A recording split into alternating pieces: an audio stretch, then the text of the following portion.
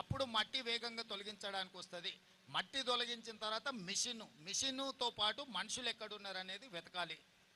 ఇప్పుడు టెంటేటివ్గా ఇక్కడ ఉండొచ్చు అని ఆనవాళ్ళని గుర్తించింది, కానీ నాట్ ఎగ్జాక్ట్లీ ఇక్కడ ఉన్నారు అనే స్పష్టత ఇంతవరకు రాలేదు.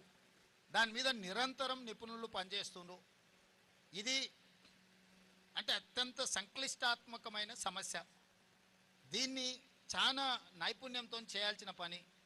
అందుకే నిపుణులు అందరూ కూడా ఒక దగ్గర ఉన్నారు. నిపుణులందరిని కూడా కోఆర్డినేట్ చేస్తున్నాం.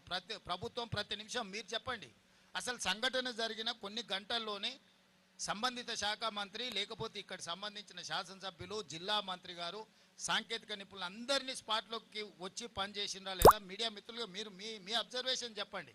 ఎక్కడైనా ప్రభుత్వం యొక్క ప్రయత్నంలో లోపం ఉందా? ప్రభుత్వం నిర్లక్ష్యం ఎక్కడైనా ఉన్నదా? అసలు ఏది జరిగినా ప్రభుత్వం మీద ఏదో ఒక బురద జల్లాలి. ఈ బురద జల్లుడు ఆలోచనే వాళ్ళ మైండ్లో ఉన్న బురదంతా తీసుకొచ్చి ప్రభుత్వం మీద జల్లాలనుకుంటే ఎట్లా? సీఎం గారు 1978లో అంజయ్య గారి హయాంలో ఈ ప్రాజెక్టుకు బీజం పడింది. అయితే అనేక అవాంతరాలు వస్తున్నాయి. ఈ సంఘటన జరిగిన నేపథ్యంలో తిరిగి ఈ పనులు అంటే టీబీఎం మిషన్ ఆల్రెడీ కటింగ్ అవుతుంది. తిరిగి ఈ పనులను ఎంతలోపు మరి పునరుద్ధరించగలుగుతామని మీ ప్రభుత్వ అంచనాలో ఉంది? మీ ప్రభుత్వ అంచనా? అబ్దుల్లా గారు, ఇది 2 సైడ్స్ నుంచి, ఒకటేమో 23 కిలోమీటర్లు ఒక TBM tunnel bore machine drill చేయాలి, ఇంకొక సైడు 19.5 కిలోమీటర్లు.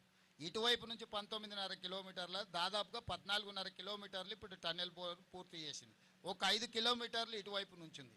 అటువైపు ఆల్మోస్ట్ 20 కిలోమీటర్ల పైగా అయిపోయింది. ఆ టన్నెల్ బోర్ మిషన్ ఒక 3.5 కిలోమీటర్స్ వేయాలి.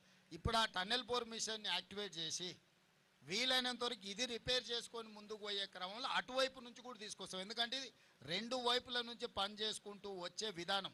మిగతా ఎక్కడైనా టన్నెల్స్ ఒక సైడ్ నుంచి కొట్టుకుంటూ ఇంకొక సైడ్కి వెళ్ళిపోతారు.